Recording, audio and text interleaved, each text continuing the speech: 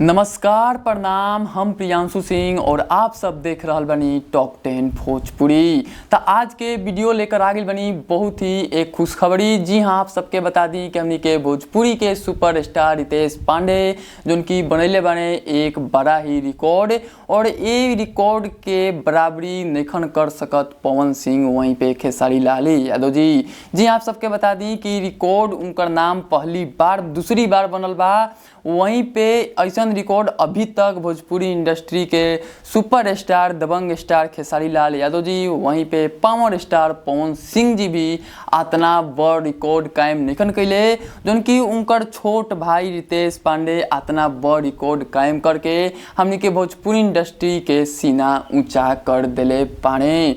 जी आप सबके बता दी कि रिकॉर्ड ई बाटे कि उनकर एक गाना आप सब जरूर सुन ले होखम, जोन गाना के बोल बा लॉकडाउन में लूडो के मजा। जी हाँ, आप सबके बता दी कि जौन इस सॉन्ग बटे बहुत ही बड़ा रिकॉर्ड कायम के लिए बटे हमनी के भोजपुरी इंडस्ट्री में नहीं बल्कि बॉलीवुड इंडस्ट्री में भी। जी आप सबके बता दी कि आप सबके पता हुई कि हर एक सप्ताह एक यूट्यूब के लिस्ट निकलेला, जो कि ओ में टॉप म्यूजिक वीडियो रहेली सा। वो में हमेशा फर्स्ट नंबर और सेकंड नंबर पे हमेशा हिंदी गाना ही रहेला, लेकिन आज दूसरी बार रितेश पांडे के गाना नजर आइल बा, जो गाना के नाम बा लॉकडाउन में लूडो। जी आप सबके बता दी कि जौन सॉन्ग बाटे एकर जो स्थान मिलल बाटे उ मिलल बाटे 2 नंबर पे, जो कि बहुत ही खुशी के बात बाटे। जी आप सबके बता दी कि पहिलका नंबर पे बाटे बादशाह के गाना के बोल बा गेंदा फूल,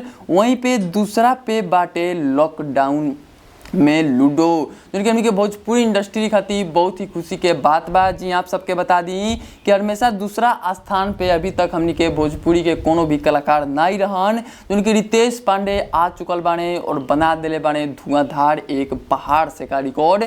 अब देखल जाओ कि आखिरकार ई रिकॉर्ड पवन सिंह और खेसारी लाल यादव तुरंत नहीं ना, लेकिन पवन खेसारी के भी छोड़ के रिकॉर्ड के मामला में आगा निकल चुकल बाने रितेश पांडे। तो आप सब कमेंट बॉक्स में रितेश पांडे जी के आप सब जरूर बधाई दी और ज़्यादा से ज़्यादा ये वीडियो के शेयर करी। जय हिंद, वंदे मातरम।